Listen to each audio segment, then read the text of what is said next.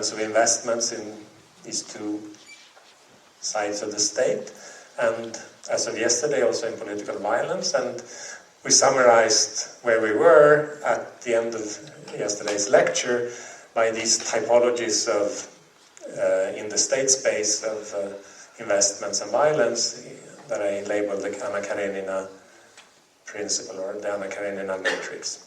So today, to finish things off, I would like to do three things. First thing is to ask whether we learn something moderately useful from this way of looking upon things when we think about development policy or development assistance, different types of foreign aid.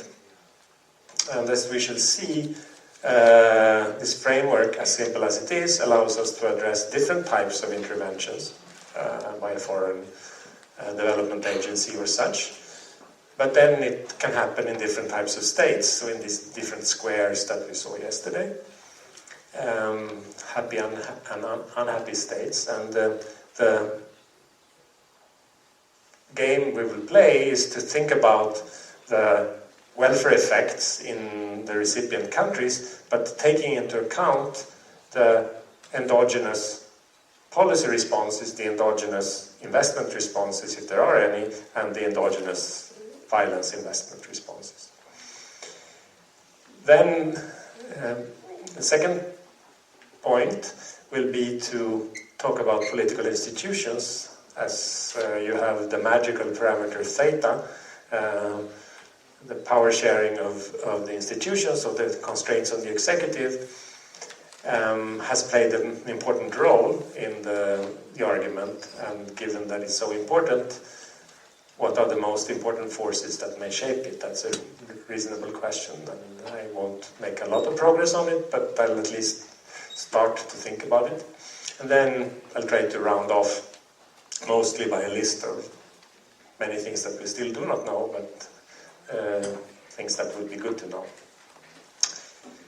All right, so development assistance. First, a few words of motivation. So foreign aid flows have become a major fact of the world in the post-World War II period. I guess there's the so-called Truman doctrine about helping countries in need, and at some point, the Marshall Plan, massive intervention in post-war Europe, fueled expectations that such resource transfers may be a good way of assisting nations. Now, they have been rising, at least in importance, at least in some ways of measuring it. So if you just look at the amount of overseas development assistance in real dollars, some base year, they were rising throughout the post-war period up to a local peak around the end of the Cold War. Then it fell for a while, and then it started increasing again. And the highest number recorded of this, according to this OECD data, is that in 2009, maybe 2010 is bigger, don't have that number yet, and that was 123 billion US dollars.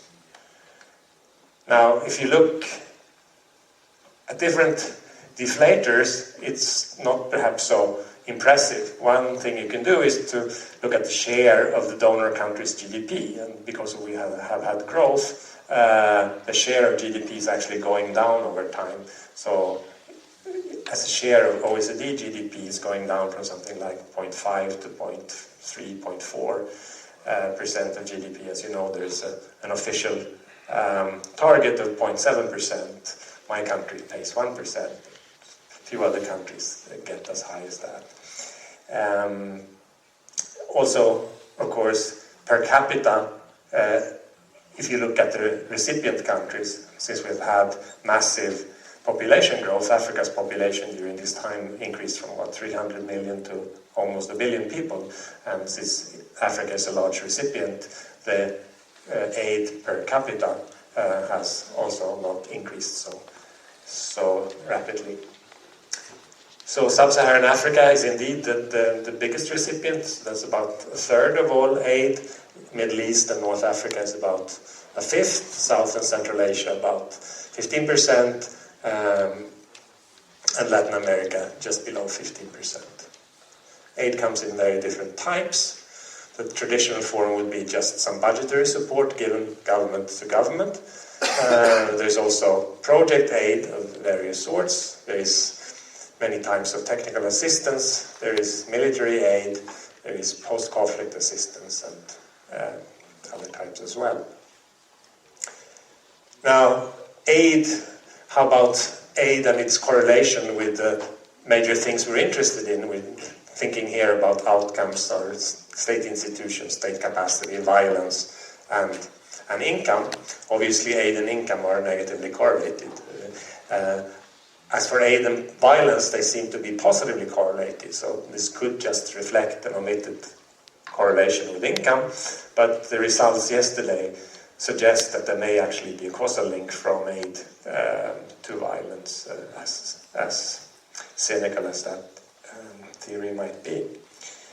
As for aid and state capacity, aid seems negatively correlated with both fiscal and legal capacity. This again could reflect income, but of course the theory that we have suggests that there's a likely negative link from aid dependence to state capacity building. And this is a graph that shows the aid share of GDP over a long period correlated with the tax share of GDP, and it's a weak negative correlation for the legal capacity measure that I've been using, the Property Rights Protection Index. There is also negative correlation. Yes, there is a big outlier here, but even without it, there's some negative slope. So there is this negative correlation. Now, there are many different views on aid, let alone in the society, but already in the community of economists, there are very different views on aid. Of course, initially, the views were very optimistic, and the early theories or views on aid were formulated in some multilateral organizations, and in particular people like Hollis Chenery formulated the view that aid helps, and the first theory was that, inspired somewhat by Keynesian thinking, was that there were certain gaps in developing countries. They had a savings gap and had an investment gap, and it was necessary to have transfer resources, therefore, to fill out this gap, and this would sort of lead to accumulation of capital and the building of public institutions, and this would all be helpful. At the time, so in the 60s and early 70s, there were a few dissenting voices who took an opposite stand. So one brave man is Sir Peter Bauer, used to be an economist at the London School of Economics, who early on said that aid may not always be helpful, at least not in some environments, and he was publicly lambasted in much of the profession. There are some references in the manuscript we have. Actually, Nick Stern was called in to write a very negative review of one of Bauer's books, and Bauer responded, and there was a debate that you can look at if you like. But anyway, Bauer's view was that aid can harm, and today, I guess, that banner is carried by Bill Easterly as vigorously as Jeff Sachs is carrying the optimistic view banner, and so according to that, aid in general is just harmful. Then there is a more revisionist, or perhaps more balanced view, I don't know. It all depends. So Paul Collier, to talk about popular writers, certainly would have that view. And he would say something like the institutional environment is decisive for the effectiveness of aid, and if we need to, we should use conditionality to reach effective aid. Danny Roderick can perhaps be read in this way as well. So, against this background, let's now think about how foreign aid can be introduced in our core framework. And what I'll do is make a very hypothetical experiment. So suppose we have a foreign government or a multilateral organization who is contemplating to make a transfer of resources to a developing country. And suppose that money has a shadow cost. In view of other shadow costs, let's call it lambda, but lambda hat. Following the notation of earlier. And let's suppose that shadow cost is at least equal to unity, which is sort of the marginal utility of income in the recipient country. If you don't like this shadow cost, you can maybe think that the shadow cost of money for aid should be lower. Then just reinterpret all of what I'm saying as just a ranking of different types of aid or aid to different types of countries. But anyway, let's suppose this is the case. So now the question is, how will this transfer affect the welfare of the citizens of the receiving countries, taking into account the behavior of the receiving government? And the behavior of the receiving government concretely will mean looking at how aid changes policy. Does it affect public goods? Does it affect transfers? Will it affect the investments in state capacity? And will it affect investments in violence? These are the main endogenous variables we'll be looking at. So concretely, what we do is the following. We just introduce some prospective aid flows in our usual scheme of things. So this is the timeline that you have seen a few times with little pirouettes each time. So you start out with your initial state capacities. You have some incumbent group. Nature decides whether public goods are valuable or not so valuable, and some natural resource revenues, for example. And then at this point, the development agency considers whether they are offering an additional infuse of non-taxed income, delta R, to be paid in period 2. Okay? Knowing whether aid is forthcoming or not, the first period incumbent chooses policy and investment in period 2 state capacities. And simultaneously there are these prospective investments in violence by the incumbent and the opposition group. And then the first period incumbent remains in power with probability 1 minus gamma, where gamma is the result of investments in violence, and nature determines the value of public goods for period 2. The new incumbent receiving that particular aid flow, if it's forthcoming, chooses policy, and that's the end of the world.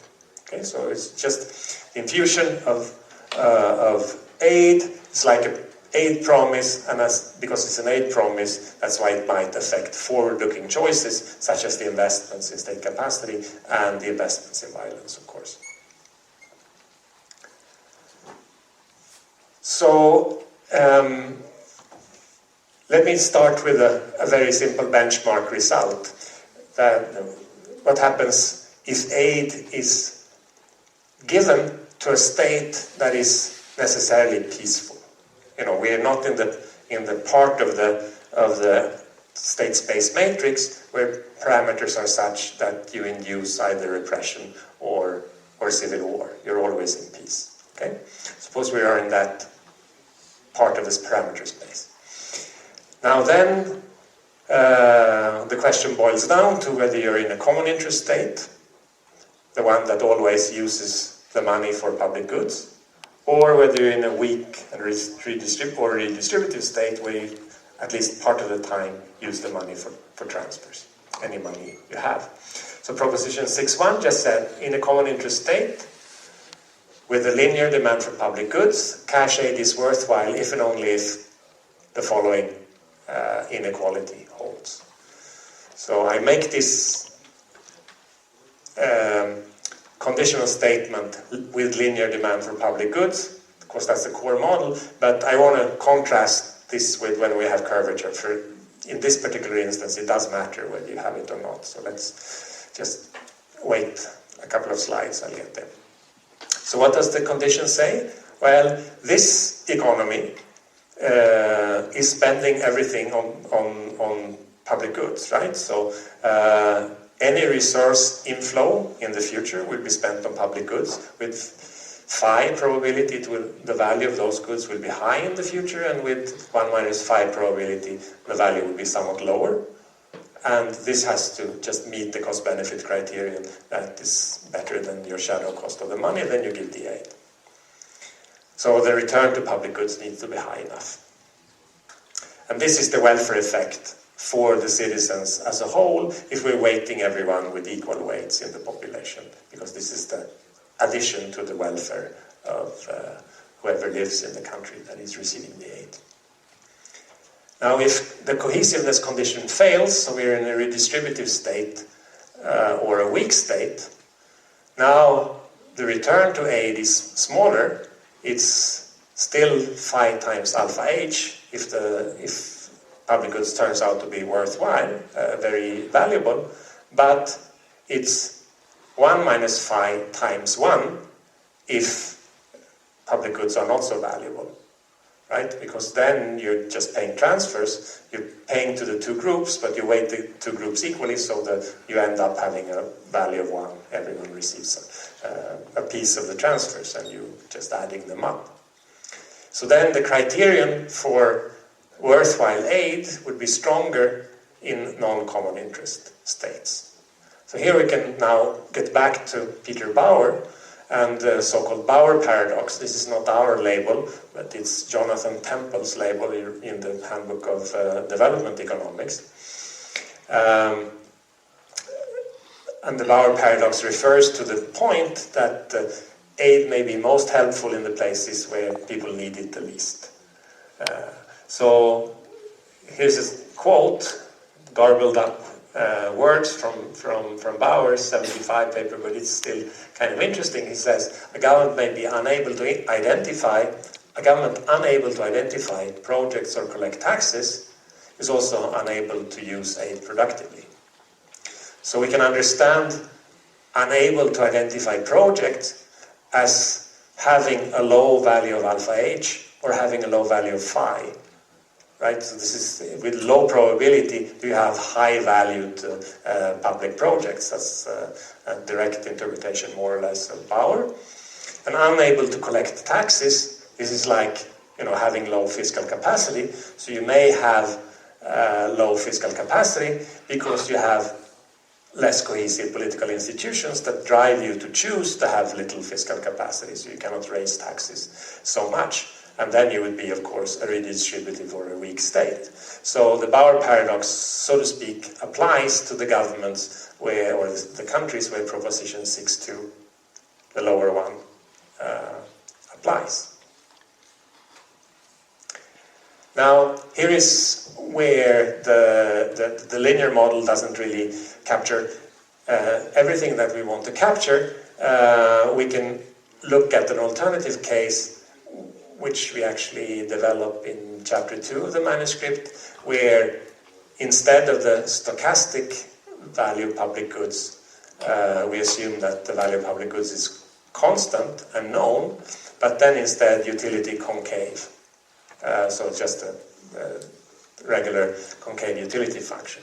And in chapter 2, we have only investments in fiscal capacity. So now, under that circumstance, without any derivation, the optimal fiscal capacity investments, if you are in a common interest state, let me denote that by tau 2 hat, it will be determined by the following condition.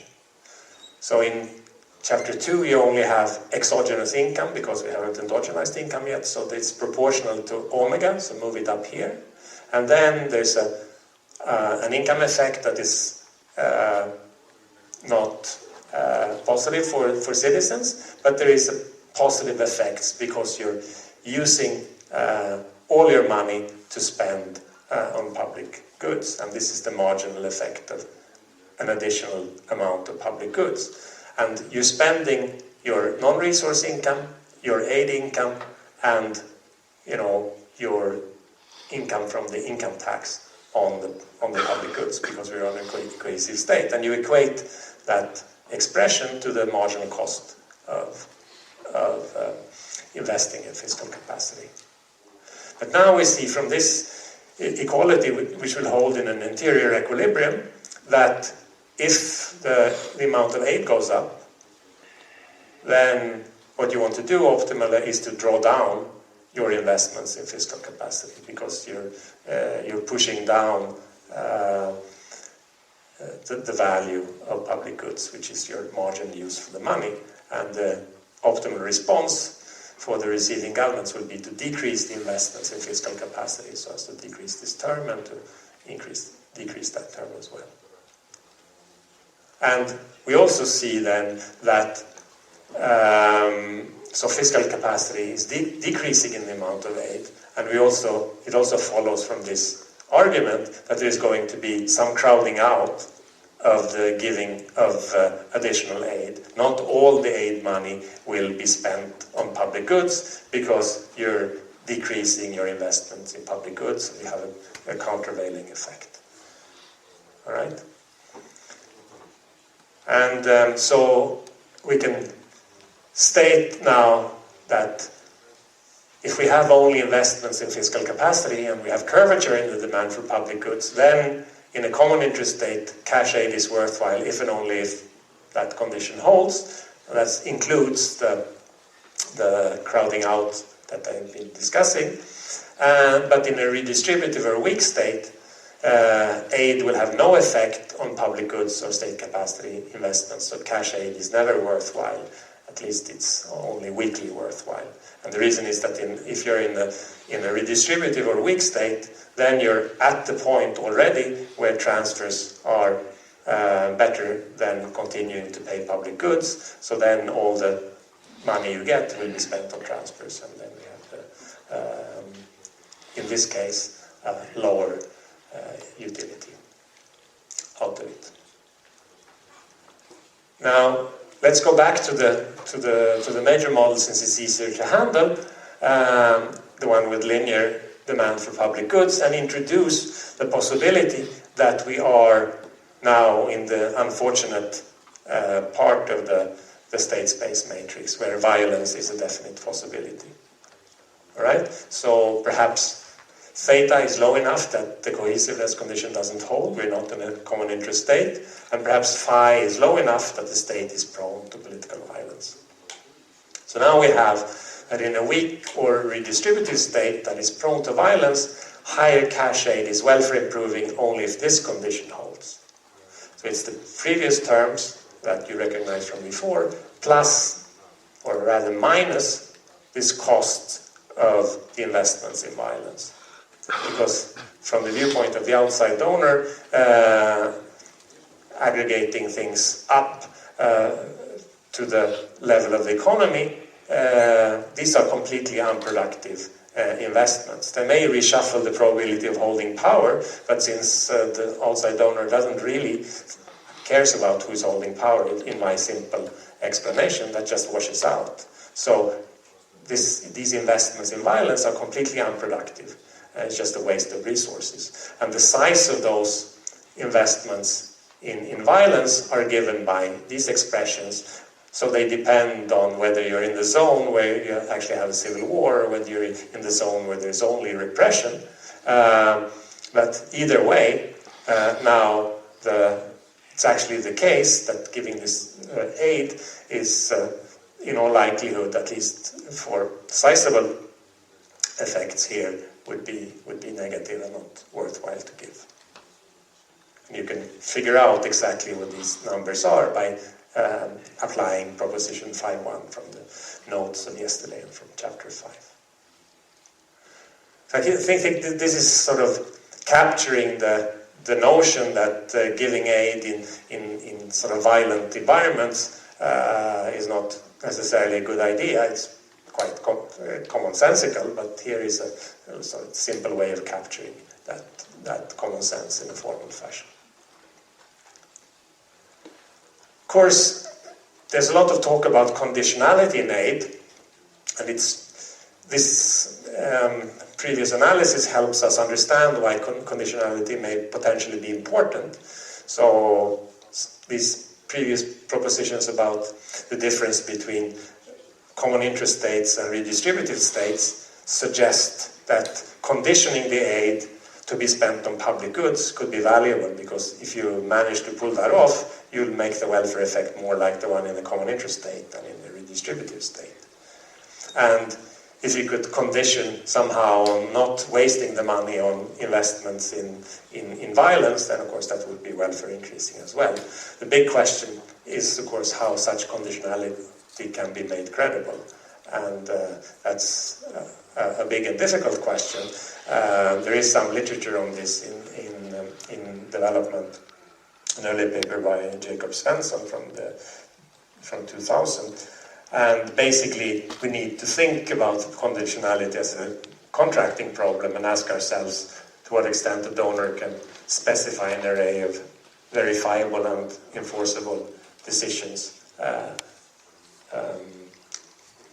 that the recipient must fulfill in exchange for getting an aid flow. So that's an important topic for the work. Now, so that was cash aid very quickly and briefly. But then aid comes in other forms as well. Let me talk briefly about how we can think about technical assistance, assistance in building state capabilities, military aid, and post-conflict assistance within the core framework. It is arguably a bit of a straitjacket, but let's see what we can do with the tools that we have, whether we can get some insights. So the name of the game will be to approximate these different types of aid with other parameters in the model. So technical assistance. So what do I have in mind? Well, I have in mind, some work like the Poverty Action Lab from MIT is doing in various developing countries, or various NGOs doing various developing countries. Namely, what they're trying to do is to identify high-value public interventions, how best to deliver health benefits to the population. Should it be via advising? Should it be via deworming? Should it be via some other intervention that is cost-effective? So in the core model, such attempts technical assistance can be thought about as increasing the future value of public goods, or the probability that future interventions in the public goods domain is high, right? And so then we get that technical assistance that raises alpha H or phi, raises welfare and investment in state capacity, and it may also reduce the likelihood of political violence, because having a higher demand for public goods or a higher value of public goods is somehow works on all the right margins. And if we have interventions that help raise alpha L, the not so high value public intervention, then we may even raise the probability of a common interest state. So this is qualitatively, I think, unambiguous and looks kind of appealing. However, there are some important challenges to remain. Most of these projects are small-scale, very controlled interventions in a very local setting. And in order to have the macroeconomic effects that we are talking about here, of course, they need to be scaled up to the macroeconomic level, and it's very unlikely that they can be pursued, at least in the longer run, without involvement of the recipient government. Distribution wouldn't work to be done by JPAL alone, even though they're trying to do some large-scale studies as well. So, can you scale up the even optimistic results from these small monitored trials to system-wide levels? Then you run into the institutional constraints that we have been talking about throughout at the macroeconomic level, the issues of predation, corruption, etc., that are germane in many recipient countries. So here is the collision where micro meets macro, but this is really the bridge that I see between well-identified local analysis, identify candidates for reform, and then the challenge remains to bring it up to the macroeconomic level. It's unfortunate that now how development literature bifurcates into either, highly internally valid local studies and highly externally valid, but perhaps internally valid, not so much macro studies. Somehow we need to meet in the middle and understand how to bridge the gap. Another form of intervention might be to try and improve state capabilities. Of course, this is a big business. Many people travel as consultants to developing countries, trying to help out with building a police force, creating a tax system that works better, etc. And these interventions is easy to think about in the core model as somehow lowering the cost of state building.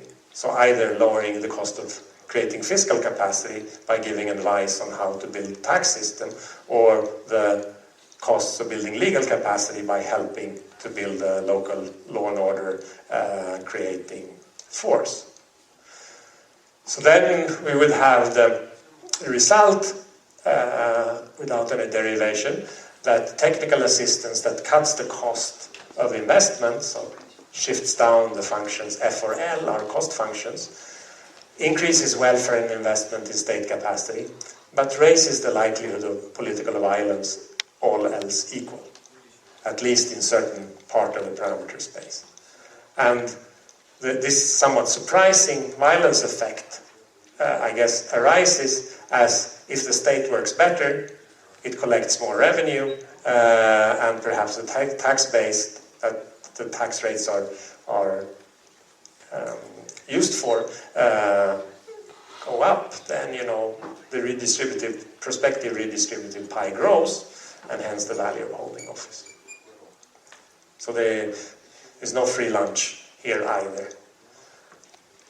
The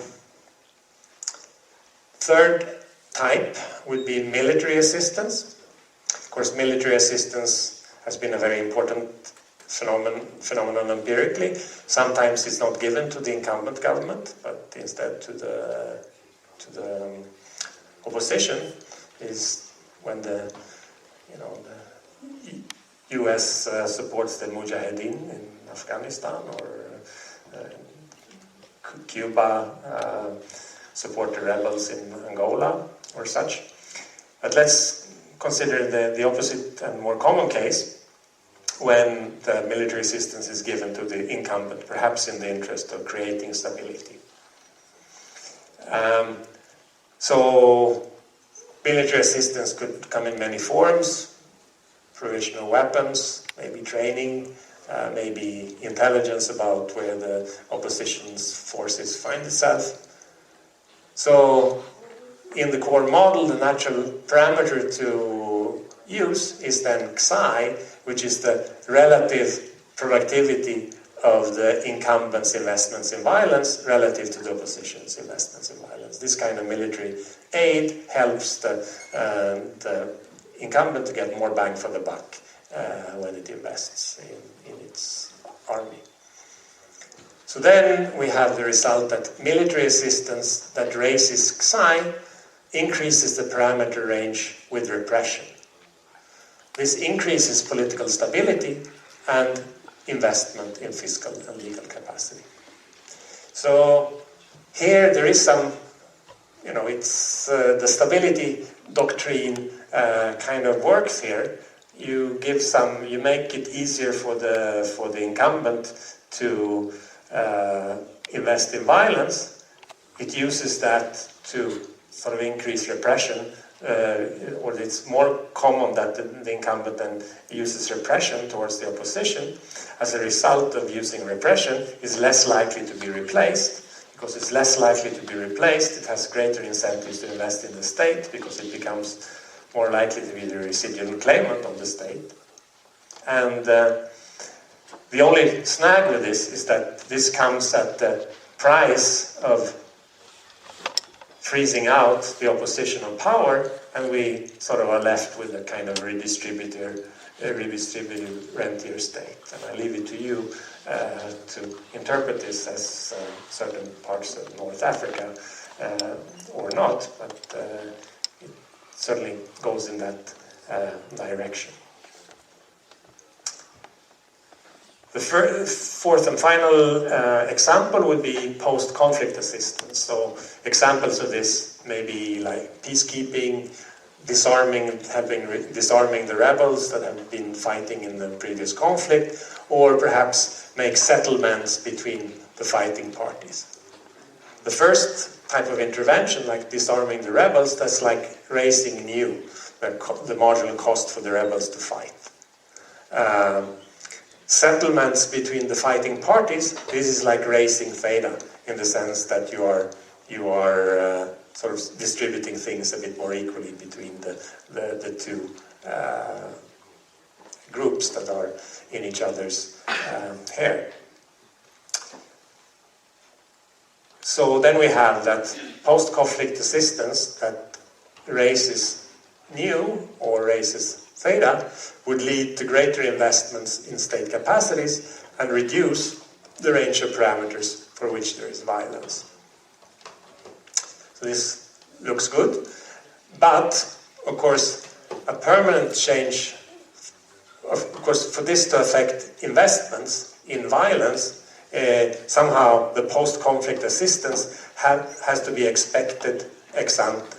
It's not good enough to do it as a surprise ex post, because then there's no incentive effect. It has to be expected that if there is a conflict, then someone from the outside will come in and deprive me as the winner of part of my gains. Then it can work as a disincentive, according to the simple analysis that we have.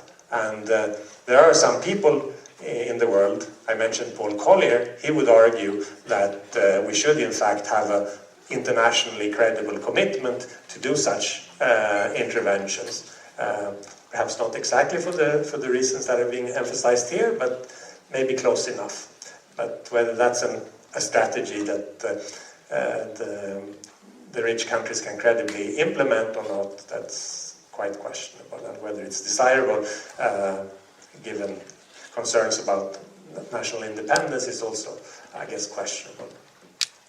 But anyway, to get long-run effects of such post-conflict interventions, of course, requires that theta, any effects changing the power sharing between the parties, must be durable also once the foreign troops have retracted. And we then have to think about the incentive compatibility of such reforms, and this is the topic of the next part. So we are trying to change the record, as it were. So, political reform. A broad theme of the model so far, and for that matter from most of the book, is that cohesive institutions are vital for maintaining peace. They're also vital for getting investments in state capacity. And then we may wonder why such institutions are not universally adapted. It looks like, the magic can opener, so why aren't they always there? And of course this touches on a big literature on kind of political reform, democratization more generally. There's a big literature from Lipset and onwards about whether development brings naturally democratization. The literature on the extension of the franchise, more recent, from Ashimoglu and Robinson. There are various empirical attempts of identifying causes of democratic reforms which haven't delivered all that many stable results, at least under credible identification. So what we're doing is to sort of, through the lens of our simple model here, trying to think about the perspective on the reform towards more cohesive institutions. So this is all very preliminary, but let me still discuss it. So we'll assume that political reform is indeed costless and enforceable, so you can change theta and you can stick to that, but such reform may be chosen under different circumstances. One possibility is that it's chosen under a veil of ignorance. So this would be like the mythical constitutional convention in Philadelphia in the 1780s. Or, as is more common, it can be chosen strategically by the parties who are involved at a particular date who well know whether they are more powerful or less powerful than other groups in society. And we'll look at both these possibilities. Before getting into the formal analysis, let me give you, as usual, a few basic facts. For the purpose of enumerating those facts, let us make a binary classification into cohesive institutions. As you know, I've been using the Polity 4 executive constraints variable that goes on a 1 to 7 scale. And let me say that the country has cohesive institutions if it has the highest score on that variable, i.e. quite restrictive constraints on the executive. Then we can look at old states or new states. Here's a bunch of old states. So what I'm plotting in this graph is the prevalence of high executive constraints, so the share of countries that have high executive constraints in this particular meaning, over time. So this is a total of 51 countries that existed in 1900 and that also exist in the year 2000. So there's a lot of survivorship bias here, but these are the 51 countries that continuously go in the Polity 4 data in between over these 100 years. And as we see, as we start in the beginning of the past century, about 30% or 14, I think is the exact number, of those 51 countries have high constraints on the executive. And there are some increases here in the first part of the 20th century, so this would be Huntington's first wave of democratization. Then there is a fall in the interwar period. Then after the Second World War, again some democratization, coming back to the previous level, roughly speaking. And then after 1980, we have a big increase when parts of Eastern Europe and Latin America turn democratic, or more democratic in this particular sense. So by the end of the sample, we're about 55-60% have high executive constraints. Of these 51, mostly rich by now countries. If instead we look at the new states, turns out that during the period 1945 to 1995, 112 states were created. At least they were created, and they also belong to the Polity 4 data set. Okay? So out of those 112, only 22 of them had cohesive institutions at the outset. And over the next 30 years, only 4 of those 22 have a clean streak of sticking to cohesive institutions, which is a relatively low record. These states that have had high executive constraints are listed in this table, which you will have a hard time reading from your position, but well, you see some of the country names here. Some of them are So this is at independence. Estonia starts out with high executive constraints, not so surprising perhaps. So does Israel, so does Jamaica, so does Latvia. But then there's also a less well-known group of countries that actually started out looking very much like Western democracies. And these are some African countries. In particular, countries like, we now think about very differently, like Sudan, Somalia, Nigeria, Uganda, all started out basically with English-style democracy. They adopted the institutions of their sort of colonial mother of a parliamentary system with first past the post elections. But quite rapidly, these countries lost that and replaced those parliamentary systems with presidential regimes without too many checks and balances. So you see, over time, and as we go 5 years out of independence, 10 years out of independence, 15, 20, and 30 years out of independence, the group shrinks. Of course, there's some censoring here. Latvia hasn't lived for 30 years after independence. So then in the table there's a bar after Latvia showing that fact. But still, there is not so much survival there. In fact, there are only 4 countries that survive here, and that's the 4 countries I mentioned on the previous slide: Israel, Jamaica, Mauritius, Trinidad and Tobago. There are another few countries such as Botswana and India who rapidly become high constraints on the executive within the first 5 years of independence and then stay all the time. But for the rest, it's a relatively bleak picture.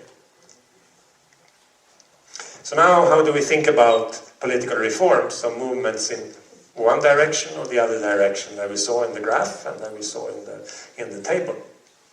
Okay, so we just use our simple model with its timing that you almost know by heart now.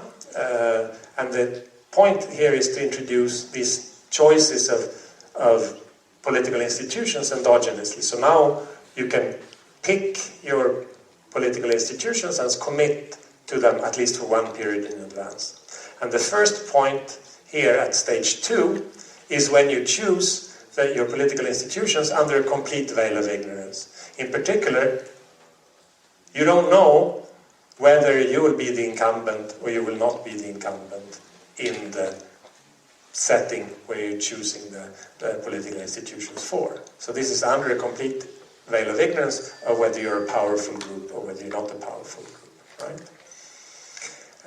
Then the other possible decision point is that political institutions for the second period are chosen by the first period incumbent at the same point as she chooses policies and investments for the future. For simplicity, I do this without violence, endogenous violence, but in the chapter we show how I can extend the analysis to that case as well.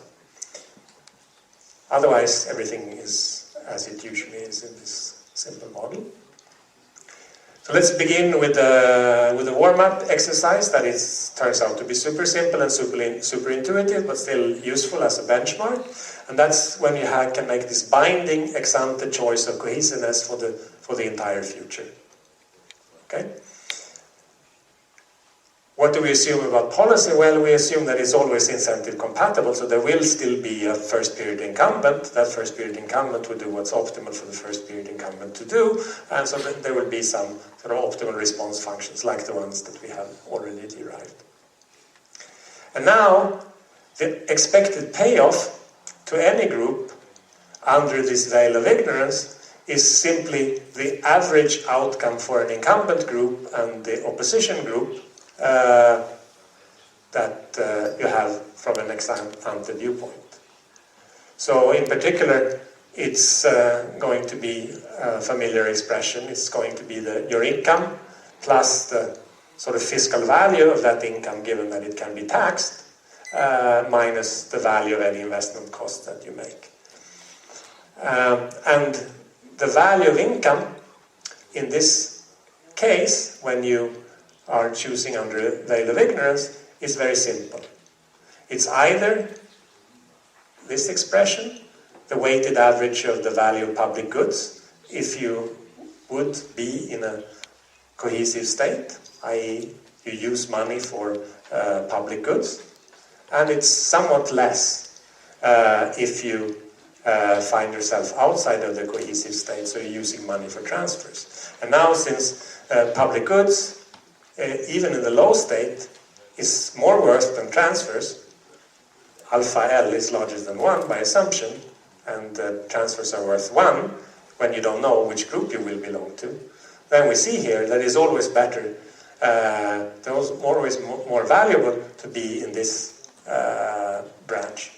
And that gives away the result immediately. Why would you choose to be in a lower, choose for yourself a lower welfare effect if you can avoid it? So we get a normative benchmark result, namely that under a veil of ignorance, citizens unanimously choose cohesive institutions so that they fulfill this cohesiveness criterion. And the intuition is very simple. Ex ante, all these redistributive concerns wash out in the objective function. So formally there are no terms in gamma in all the payoff expressions here. So if you can commit yourself before you know whether you're powerful or not, then you want to have cohesive institutions. Perhaps this is what Philadelphia was about. But the more interesting case, from the viewpoint of positive prediction, would be to look at the strategic choices of cohesiveness, i.e. when an incumbent can redesign the institutions at their will, given that they're in the middle of exercising their power.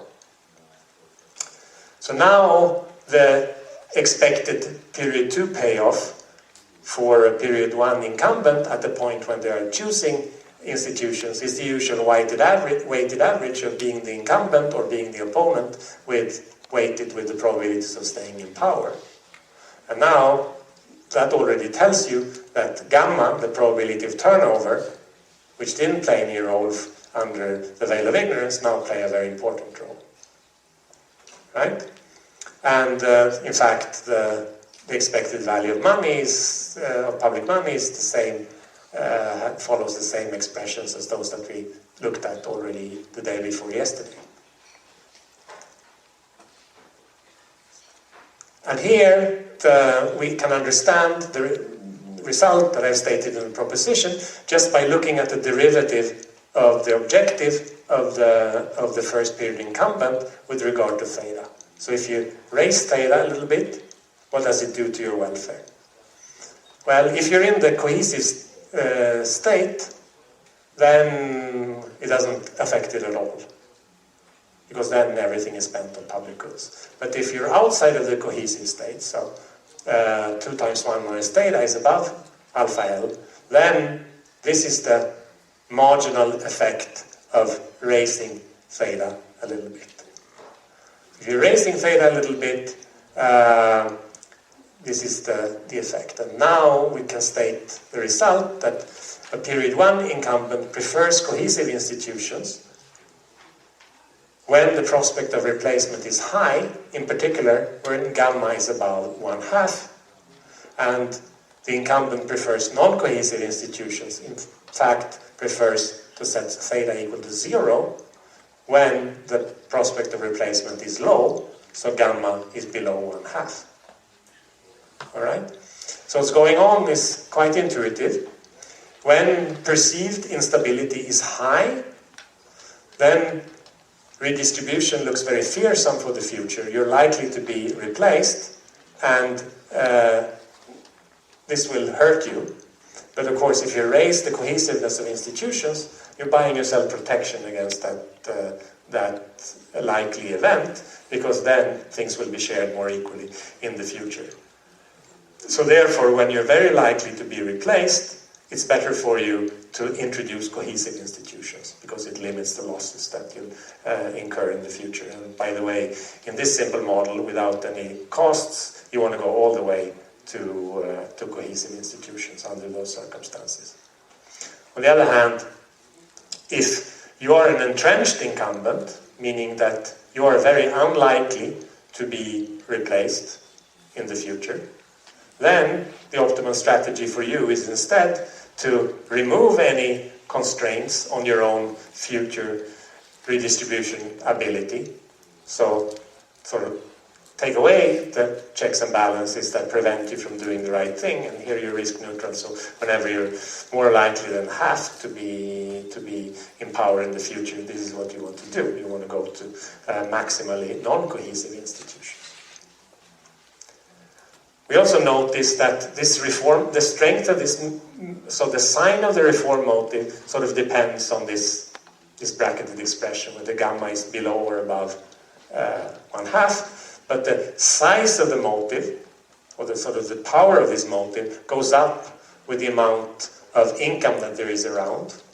So this raises the stakes of making the reform, and it goes up with lower values of phi being the probability that you are about public goods in the future.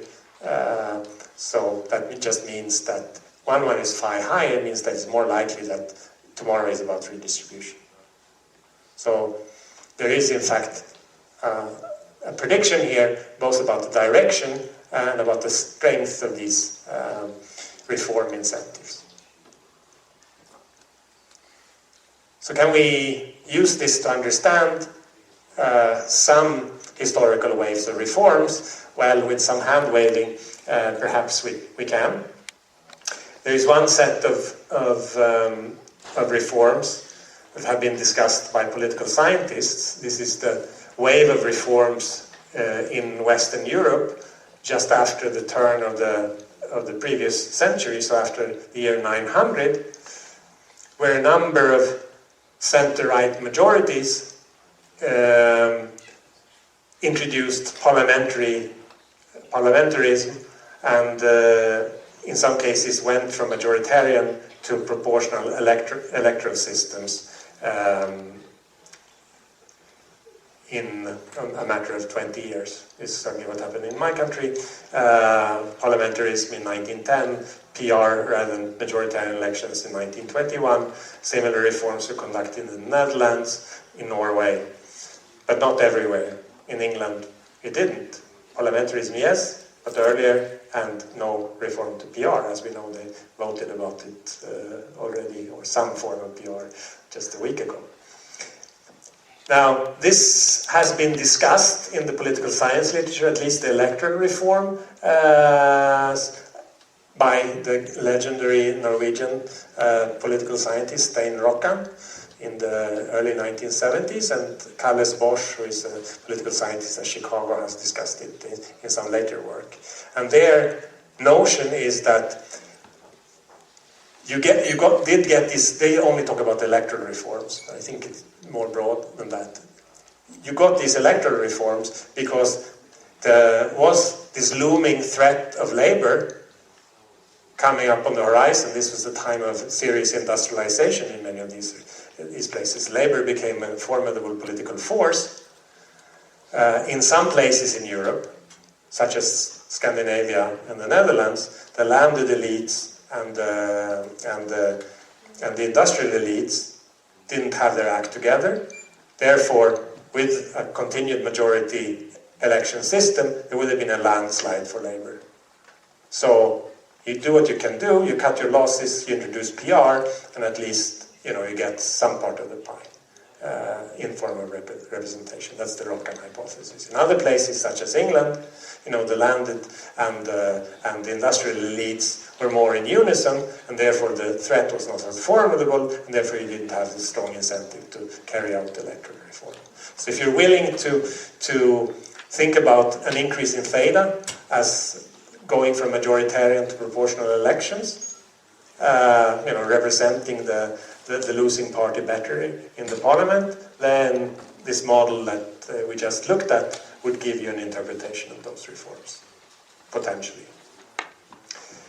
We can also perhaps think about these African countries that I mentioned, like the Somalia, Sudan, Nigeria, and Uganda case, as a low gamma shock, meaning a very low probability of replacement of the incumbent. So the history here, of course, was that these countries, the liberation followed a long period of, or some period of struggle against campaign against the colonial power, and that national sort of movement for independence became victorious in the beginning when the first elections were held. But the argument would be that they were probably pretty safe. Effectively, there were one-party states, at least in some of these countries, that were not going to be thrown out in any likelihood, and then it was a rational thing to do to remove the checks and balances that the initial constitution imposed on the rulers, and instead lower theta in terms of the model, remove the checks and balances in reality. So I think one can do empirical work on this. Some empirical work has been done in the form of case studies. I think this would allow you, the simple model we have here would allow you to do a more theory-guided case study to understand what is going on. The alternative is to turn to some well-identified econometric analysis, and let me just on 2 slides mention some work that I'm currently doing with Tim Besley, co-author of the book, and Marta Reñal-Querol, and Ruben can testify that there are some results here. He heard it in preliminary presentation in Barcelona in the previous weekend. But it's very preliminary, so let me just tell you what it's about. I don't have time to go into details, but we are kind of excited about it. So essentially, we build a simple model like the one that I just showed you in section 2. But we add a fixed cost of carrying out the reform. So then, the benefits of reform have to exceed that fixed cost in order for reform to happen. So then, using a similar argument to the one I tried to do yesterday about the likelihood of observing civil war, we derived an expression for the likelihood of observing reform towards cohesive institutions. And it follows from what we just discussed that likelihood should be higher after a positive shock to expected turnover. So when it's more likely that an incumbent group is replaced, it will have higher incentives to carry out the reform, so the likelihood for us to observe such a reform goes up as outside analysts. But then, of course, we need a shock to turn over that we can measure in the data. And what we're doing is that we're using an approach that has some inspiration from a famous paper by Ben Jones and Ben Olken in the QJE from 2005, where they look at exits from office, from sort of the leadership office of any country that happen due to death from natural causes. Okay? So we look at the longer period than they do. They look at the post-war period. We look at the period from 1875, and we look at exits from office both due to death and due to other causes such as illness or accidents which are not arranged, trying to use encyclopedia information on world leaders. And what we argue is that the timing of such transitions by death in office or illness are likely exogenous to political reforms. Whereas if we had looked at transitions via elections or coups or civil wars, those would not have been as likely exogenous to political reforms. We want to understand political reforms. So we also differ from Jones and Olken in the sense that we don't see these exits from office as a sort of a shock to the leader quality. That's their interpretation. We think about it as instead shock to turnover, a positive shock to turnover. So things are much more up in the air after someone dies in office. That's the idea. And we validate that assumption empirically. It in fact happens. It is more likely to see a leader transition after such a random death. So we do a kind of an event study. So we study the time before and after such random leader transitions. And as I said, we find that turnover goes up in the 5 years after the leader death compared to the 5 years before the leader death. But only if you have non-cohesive institutions. So it's only in autocracies that this effect seems to present itself.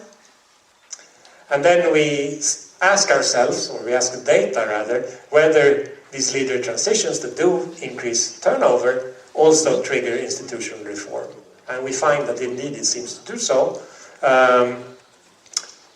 Institutional reform towards more cohesive institutions measured by these high executive constraints indeed go up in the 5 years after a random leader transition. So there is quantitative result, the preliminary result we have so far is that the probability of reform is about 8 percentage points higher after random leader transitions than before. And of course these reforms are relatively rare events, as you have seen in the data, so it's not a negligible effect. Moreover, we tried to look at interaction effects that the theory prescribes. So I said before that there should be a bigger kick to reform if there is more stakes of the reform. So if there is higher income around, we seem to find that in the data.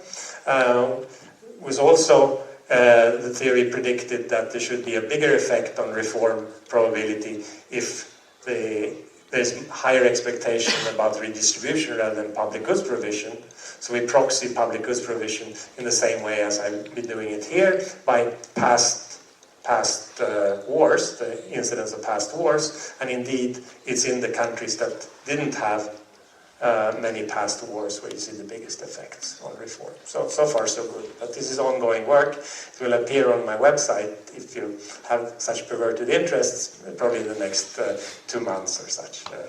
Anyway. Now, in chapter 7 we have a few extensions. One of the extensions is, this is macro stuff, so, these parameters, if you can pick theta, why can't you pick gamma, i.e. the turnover rate? If you allow the incumbent to pick gamma as well, then any incumbent will pick both theta and gamma equal to 0. They like better being in power than not being in power, because then they can enhance their objectives, so this is quite sensible, but it sort of tells you that something is missing here. And what is missing is, of course, the kind of micro-political foundations for what theta and gamma really represent. And in the chapter, we tried to make a beginning of analyzing how these parameters might reflect sort of micro details in the rules for elections or for legislative decision making and derive them from somewhat more fundamental issues. As I said, we also reintroduced political violence and find that incumbents may choose cohesive institutions to avoid the resource costs associated with violence. So this looks a bit like a cousin to the Ashimoglu-Johnson franchise result. And I guess it is at that level of environment, that level of abstraction. We also discussed trust. I think someone here, someone in the audience, said that how can you interpret theta as a sharing rule in the longer run? Don't you need some folk theorem and a repeated game in order to think about that? And that would be trust as a substitute for formal institutions in the political system that made you share things equally with the opposition in the anticipation that perhaps you might be in the opposition's place, and then the other group might treat you well if you treat it well, and you just somehow stick to that equilibrium. And of course there will be such equilibria, and we discussed that possibility. To us, the interesting thing then would be sort of the interaction between the formal institutions and such trust, whether they, again, are complementary or substitutive. But this is not something we have done anything about. And we have also discussed political reform under predation, which is pretty obvious. All right, so let me try to wrap up this lecture series by asking what we learned, if anything, and what remains to learn, if anything.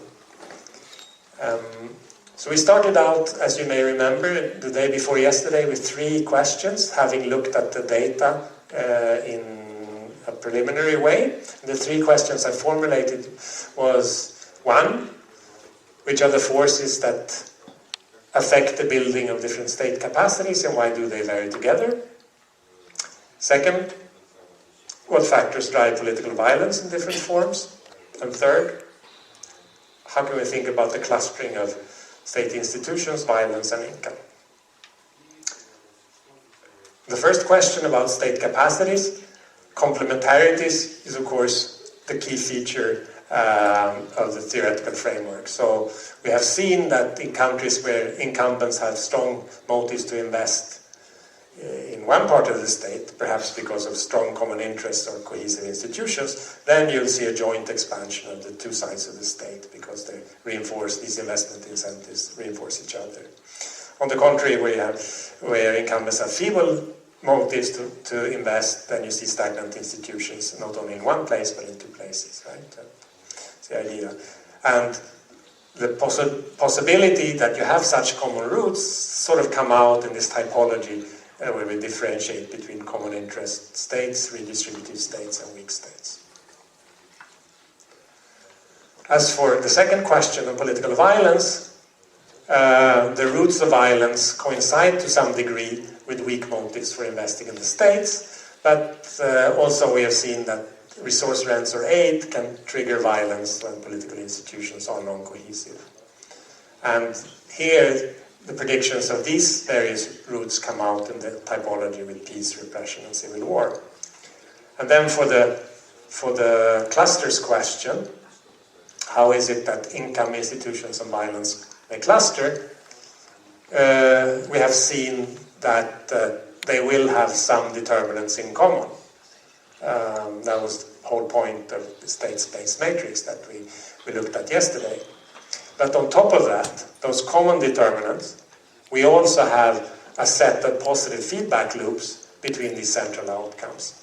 So, for example, higher income make you invest in the state if it's an exogenous change in income, but then having higher state capacity also raises income, so that's a positive feedback loop. Similar feedback loop exists between income and violence, and between perhaps state capacity and violence all the more indirectly. So what we have are some you can imagine a country obtaining a common shock, perhaps because of accidental institutional reform. This has a simultaneous effect on violence and on state capacity. Then these positive feedback loops set in, and we get something that looks kind of similar to Gunnar Myrdal's conception of development. I don't know if you have read Myrdal and Asian drama and his other writings on development, but he was very much emphasizing the idea of circular causation. Development as a process of circular causation. He got that from some dynamics from Bixell and others in a couple of decades before he started working. But the general notion was that there are these feedbacks between politics and economics and social issues. I guess we share with Myrdal that idea of the circular causation and the emphasis on more than economic matters, also political matters in our discussion in particular. So this summary of what we learned was very theoretical and very abstract. Now, another way to kind of try and summarize what we have done is to be very empirical and concrete. So let me show you an exercise that we do in the last chapter of the book, which is to define an index to highlight the central outcomes of our theoretical analysis. In fact, we call it the Pillars of Prosperity Index after the book. So I'd like to define that index to highlight things like the building of extractive and productive parts of the state, the absence of political violence and income. These are the outcomes we have been sort of discussing all the time, right? But then I want to do another exercise, and that is to predict the index to highlight the central determinants of the outcomes that our theory stresses. So, look at measures of cohesive institutions, etc., and try and predict the index that we have defined in terms of outcomes. So this is an exercise that perhaps can be seen as an alternative to these existing indices of weak and fragile states that we began looking at in the very first lecture. At that point I said, this looks like a garbling up of causes and effects. Our framework gives us a way of thinking about causes and effects, so we can sort of define an index over the effects, and then we can think about the causes in terms of the theory.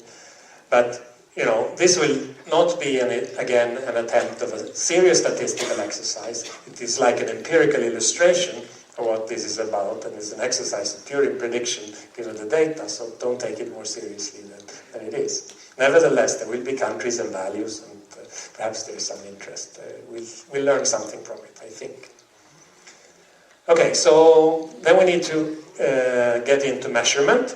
So we want to say something about fiscal and legal capacity. So we pick a couple of measures, one on fiscal capacity and one on legal capacity. In particular, we look at this revenue share of the income tax, measured as late as possible. We have IMF data for 129 countries. Let's denote that by tau for country I. So this follows the notation of the model. And then we use the doing business rank of contract enforcement as late as we can measure it, which is 2006. Since the legal protection, legal capacity discussion emphasizes contract enforcement, we pick this index rather than something else. Here we have data for 173 countries. We call that pi, following the theory, notation of the theory. We want to look at the absence of government repression and civil war, the two forms of violence that we have studied. So we use the share of years since 1976, so the last 30 years, quite arbitrarily, just to take the last period, in civil war. Here we have data on 170 countries from that armed conflict data set I mentioned. We call that CI. So the share of years you're in civil war during the last 30 years. And similarly, the share of years you're in oppression according to the bank's purchase data. Here we have 195 countries. We call that RI. And finally, for income, we just take the widest source, GDP per capita in constant international prices, as late as possible from the Penn World Tables data for 186 countries, and we call it Y. So this would be the outcome variables. Then we, of course, we need to weight them together, and here it's very arbitrary. Any weighting scheme here would be completely arbitrary, so for lack of a better alternative, we just use equal weights. So we give these three things equal weight. But before we give them equal weight, we form a state capacity index by adding together the measure of fiscal capacity and the measure of legal capacity, again with equal weight. We allow one of them to be missing. And for peacefulness, we just take 1 minus the share of years in civil war minus the share of years with repression divided by 2, just to devalue repression a little bit relative to civil war. Again, this is arbitrary.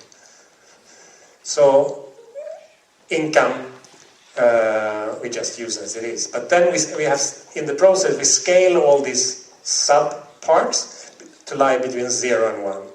Okay, so everything is scaled between 0 and 1. So this composite index will then, of course, also lie between 0 and 1, just by construction. Okay, so this is the outcome. And the resulting index can be defined for 184 countries. I'm going to show you results for 150. Why only 150? Well, those are the countries where the variables that we can use to predict the index exist. Because we are going to use this Polity 4 data, we need countries above 500,000 inhabitants. This means that a number of small island states in the Caribbean or in the Pacific are out of the window. But these are, I think, 31 out of the 34 countries that are missing are these kind of island states. So they won't be noticeable on a map because they're so small, most of them. Anyway, so here's the heat map. So dark red is the lowermost decile on the index, and light yellow is the uppermost decile on the index. And as you can see, this kind of captures the patterns that we would expect, sub-Saharan Africa being very red. Russia is pretty dark. India is red, perhaps surprisingly. China is pretty dark as well. Parts of Latin America are pretty red as well. So this is just the global pattern. The precise pattern is listed in this table. It's a long table. It's 150 countries, so we cannot look at them all. We can look at the top. So here we see here I list the countries, here I list the index value, and here I list the value for each subcomponent of the index. Okay, so the bottom 10 or 9 are expected, so to speak. Zaire, Afghanistan, Sudan, Myanmar, Uganda, Somalia, Ethiopia, Angola, and Burundi. You perhaps expect those. But then there is India, here, 4th from the bottom. India is not very poor anymore, just quite poor. India doesn't collect a great deal of taxes, and they don't protect their property rights or their contract enforcement so well. And then India has a lot of conflicts inside their borders, and of course they have also had some repression, although not that much. This means that since we're giving a third weight to peacefulness, India doesn't come out so well. As we continue, there are more African countries and some Latin American countries, such as Colombia, which has eternal civil war, basically during this time period. So they have a 0 on the peacefulness index, so that's why they come out worse. We can go through. We now start to get other countries, more African countries. Here is China, somewhere in the middle. Here is a group with Russia on the next alternate slide, together with Argentina and Mauritius, bordered by these two. And then we come to the very last slide, and at the top my co-author accuses me of manipulating the data. Yes, I did compute this index, but that's what you have: Sweden and Switzerland and Norway at the bottom, and the UK up here, and the United States also near the top. Okay, so so far so good. So how about predicting the index? So now let me do this exercise, and again, it's not causal analysis, it's just an exercise in prediction. So use the same variables that I showed you in tables 2.2 and 3.2. You don't remember these things, but at the end of the first lecture, I said, okay, how can we measure these determinants in the data? And I formed some measures for phi, and that was the share of wars in your past history. Some measures for theta, there was an average value of your sort of constraints on the executive variable in your history. 1 minus iota, there was a measure of your ethnic homogeneity. And gamma, which was a measure of your sort of political stability, measured by the non-competitiveness and non-openness of executive recruitment. And then we use the legal origins as sort of shifters of the cost functions. Now, if you do this prediction, you sort of predict about 50% of the variation in the index as we have defined it. The worst prediction is for the peacefulness part, where we sort of managed to predict maybe 15%, whereas the income and the state capacity part is more like 60% variation, explained in terms of R squared, adjusted R squared. And there's a map here that sort of captures it. Now this is the predicted index on the same scale as the actual index. I mean, with the same kind of notation. Now, as you can see here, India looks better, China looks better, and but sub-Saharan Africa still looks bad. Europe looks good, as expected, and parts of Latin America looks better, some look worse, so there is sort of both back and forth. Now, I think it's interesting to, just given that we have done this, to look a little bit at the big outliers that we get. Okay, so which countries do we do a particularly bad job at predicting? So do we over-predict on the index? Which do we under-predict? So this tells us something perhaps about what our data are, but it may also tell us about how lousy the theory is. So, that's why there's lots of scope for improvement. So here is the list of the largest underperformers. And they are listed in the order of how many steps off they are in the actual and predicted index. I list everyone that are more than 50 steps off, so a third of the range off in the prediction. You see, India is predicted to be number 93 out of 150, and it is in fact number 4 from the bottom. Similarly, China is among the largest 10 underperformers, and so are some other countries here: Ethiopia, Burundi, Cambodia, Philippines, etc. So some of these are countries that have a lot of conflicts. So that would be true of the Philippines, for example. It has relatively decent institutions, not top institutions, but they have had a lot of fighting going on, and so they sort of crash on the peacefulness index. But India and China are kind of interesting, both because they are sort of outliers and because they are kind of important. So what is going on here? Well, there are various ways of interpreting it. India is kind of predicted to do well because it has decent political institutions. It has high constraints on the executive throughout its history, so it should be doing well according to the theory. Yes, it does have a lot of ethnic homogeneity, but ethnic heterogeneity, but the cohesiveness index matters a lot actually in the prediction. So maybe, one possibility is to if we borrow the phrase of Laporta et al., who talk about the institutional possibility frontier. So a country has a given possibility frontier where it can be, given its institutions, and in that interpretation, maybe what India is doing is catching up to its institutional possibilities by various reforms, etc. And it has been growing for 15 years. China may also be catching up, but they've been growing for 30 years, so they are closer to the institution possibility frontier. This is a bold hypothesis, but it's one way of thinking about the data. But then, for the overperformers,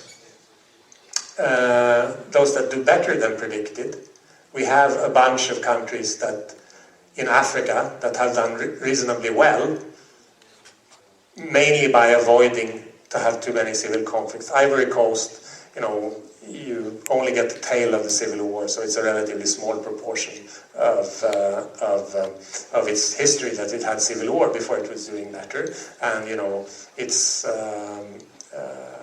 therefore it's an underperformer.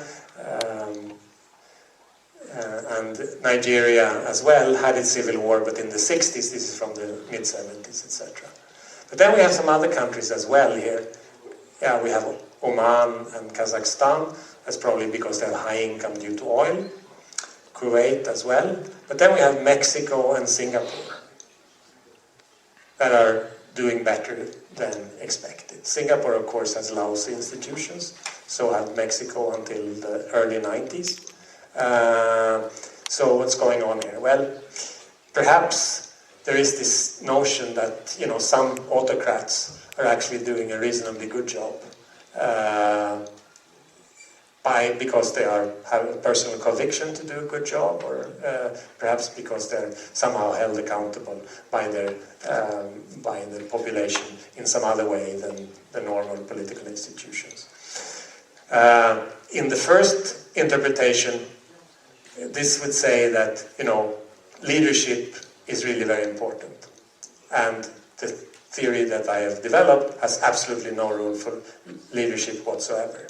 And there is some empirical evidence. The Jones-Olken study that I cited sort of quite credibly demonstrates that leadership might be important for things such as growth. So here is a big omission, in particular for autocratic countries where theory is silent, but where reality seems to say something different. All right, so finally, let me end with a list of important omissions of things we haven't done, which may be interesting to do. So I have a number of sort of propositions here of where further work might go. The first one is model more carefully. You have seen only the simplest, very simplest models. There is a little bit more depth in the book, but still these are simple models. And I think it's important to check their theoretical robustness because they are so simple, but also to make more contact with traditional theories of growth and development. So, the solo growth model, what happens in the infinite horizon, the Lewis model of institutionally constrained economies. Exactly what is the connection? We make some attempts of discussing that in the manuscript, but nowhere near what is needed, I think, to bring those ideas of state building home in a more familiar territory for many development economists. Second point is to consider human capital, or more generally private capital formation. Here I've just emphasized what is new, namely the building of state institutions and the simple dynamics of building fiscal and legal capacity. Of course, private sector also contributes to development by accumulation. And in fact, we have a couple of extensions in the book where we look at physical capital accumulation. Physical capital accumulation can be introduced, but not so large effort. And what it does is basically to work as a multiplier on the effects that we have seen. If it is advantageous for the government to invest in the state and sort of build, say, legal capacity, then the private economy works better, so people invest more in physical capital, and this increases income, which makes it even more advantageous for the government to invest in more legal capacity. There is, of course, a qualification that, if you also build fiscal capacity and tax more, this stifles the incentives to accumulate. So all of this is familiar stuff. Human capital could be modeled along similar roads, and that would be relatively straightforward. But I think there is also something missing in the discussion of human capital. And here we may pick up some ideas that the particular Glaser, Schleifer, and others have been pushing, sort of following the early modernization theory of Lipset and others, Ullmann and Verba, the idea that there's something special about the accumulation of human capital. Having more human capital make people somehow generally more civilized, and thus makes it easier to sustain cohesive institutions, makes it easier to avoid violence. How would that work itself out in an environment such as the one we have been looking at here? This seems like an interesting question, where sort of the institutions literature and the human capital literature, you may know that there is a bit of a catfight going on about these two views in Cambridge, Massachusetts, and here is some ground where the cats might meet and peacefully resolve their differences. Third point here is to disaggregate more. This has been macro-political and macroeconomic analysis with reduced form assumptions all over the place. In the manuscript, particularly in chapter 3, we engage in building some microeconomic foundations for the legal capacity and such. In chapter 7, we do some half-hearted attempt, at least, to building some micro-political foundations for the theta and the gamma and so on. But I think one micro-foundation that is very badly missing is the micro-foundations for violent behavior, which is sort of the third aspect of this integrated. We know really very, very little about this. If you read the excellent survey by Miguel and Blattman in the Journal of Economic Literature from 2009, they emphasize two things. It's a survey of civil war. So they emphasize two things where the literature should go. One road it should go is to bridge theory and data, and we're in full sympathy with that. The other way it should go is to look at the micro-foundations for participation in violence and what it is that bring people to participate in these violent acts, repressive or sort of civil war acts. And there's very little work on this. There's one paper by David Yanigisawa on the Rwandan genocide that looks a little bit at individual incentives and the coordination problem that individuals face, and looks at some data in the light of that theory. But this is a big omission that would be missing in any treatment, including the one we have discussed here. Fourth point is to bridge micro and macro. This is related to what I said when discussing the JPAL stuff. I think to bridge micro and macro is very important. And we need to understand simultaneously the big picture in the data, and at the same time come up with ideas for reform. And those ideas for reform might be fruitfully obtained at a lower and controlled level, and somehow we should see micro and macro approaches as complements and not as substitutes, as somehow the current development field seems to be doing. Fifth point I have written is to understand state legitimacy. So this manuscript and the lectures here have been a lot about the building of formal institutions, formal rules, measuring things by formal rules, by indices that try to capture formal rules. Yet, to have a working state is probably to a great degree a matter of compliance and trust. So, we cite in the manuscript two examples of Sweden and Argentina, which seem to work very differently. So in Sweden, people pay their taxes because they expect other people to pay their taxes, and they expect that once the taxes are paid, they are not wasted completely somewhere. As a result of these expectations, when politicians get the money, they don't waste the tax revenue, they do something useful for it, anticipating that they will be thrown out otherwise. And so you have an equilibrium where everyone expects everyone to pay their taxes. There are quite a bit of taxes being collected, and it's spent reasonably.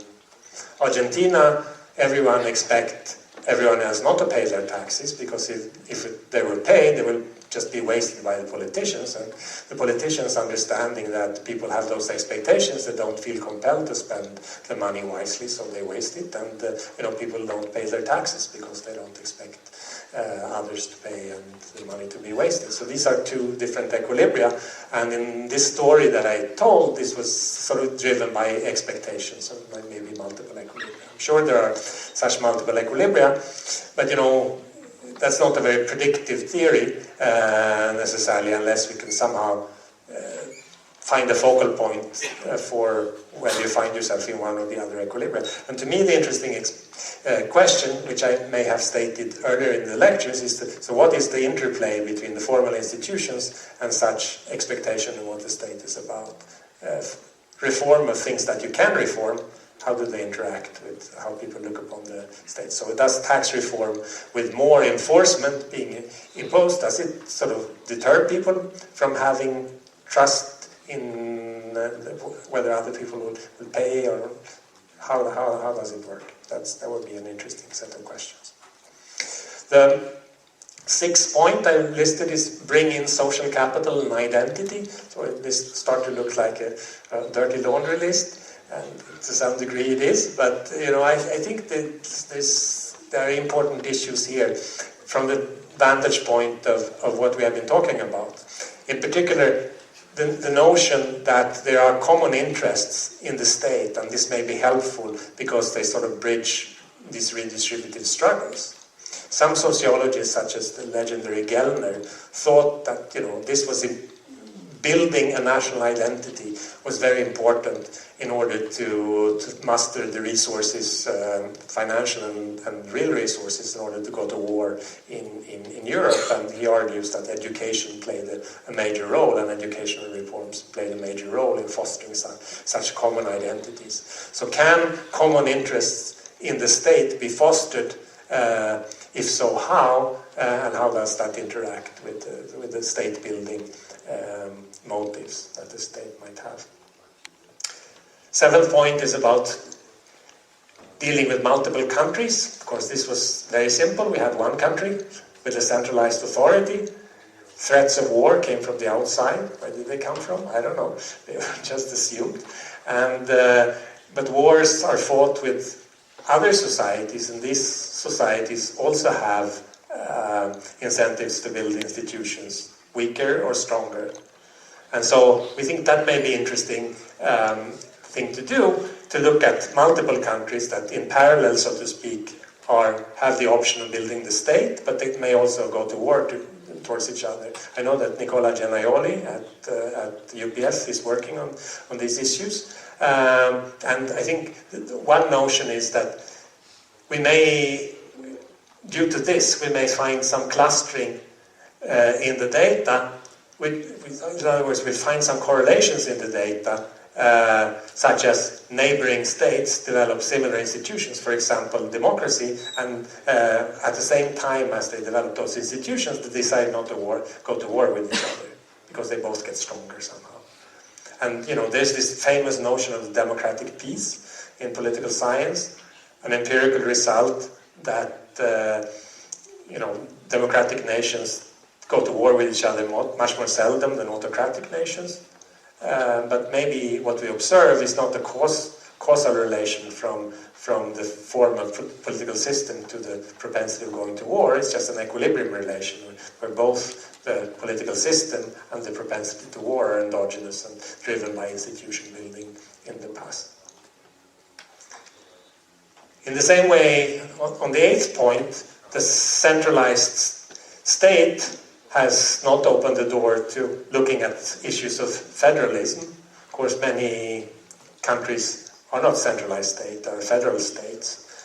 And maybe you can think about having a federal state as an attempt of increasing your theta, because giving decision rights over your own matters to a region which is populated by a particular group is like guaranteeing them a share of their income that nobody can take from them, at least not easily. So maybe decentralization can improve cohesiveness, but then of course you raise issues about state capacity at the local level. So, do these regions have the capacity to do useful things? And maybe there are returns to scale and scope of building those institutions at the central level instead, in the usual kind of public finance matter. So then we may have a trade-off between cohesiveness and effectiveness. These cost functions may look different at the central level and the local level. Finally, last 3 points. Point number 9, bridge theory and empirical work. We engaged in one exercise, the one yesterday, where I tried to take the theory seriously and use it as an input in thinking about the data. Political conflict, political violence in that case. We can do similar studies, perhaps, of state capacity building and of political reform. I sort of alluded to an ongoing study. One can also try and look at concrete events in the history of state building, such as introduction of the income tax, introduction of income state withholding. Do these events that are well defined coincide or are preceded by political reforms, by wars or war threats? So more sort of derived tests from the theory to look at the data, in particular the historical data. 10th point is to use theory and data to design case studies. In the manuscript, we argue that there are two recipes for designing a case study. One is to somehow use a well-specified theory to search for exogenous variables, kind of. So the case study doesn't get any more convincing than an econometric study. You still have to argue that what is your explanatory variable in the case is exogenous to the rest, and many case studies are sort of picked conveniently to illustrate the point that the author just has made. But we could use theory to impose more discipline on the case studies to really confront it with data.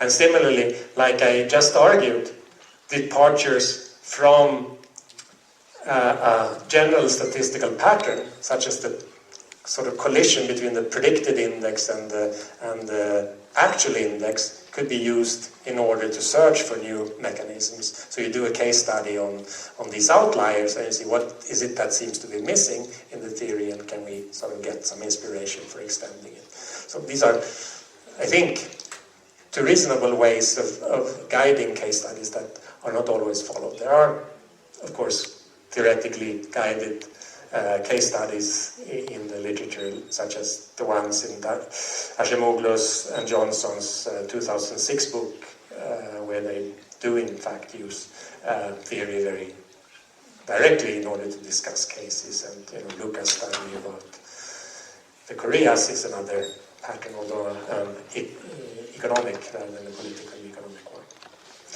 The final and 11th point is that I listed is to understand the persistence of weak and violent states. So is there an escape route out of the lower left-hand part of this Anna Karenina matrix? Can foreign assistance somehow be helpful in putting you on that trajectory up to the happy corner to the right? So probably those are the most important questions of all. It will take a lot of analysis, and both theoretical and analysis, to bring us just a iota closer to an answer to that important questions. So what we hope is that what we have done at best is to pose a number of questions, give a hint on how one might approach them, and I guess both Tim and I would be delighted to see others than ourselves working on these issues, and I hope some of you might be among the participants in that journey. Thank you very much.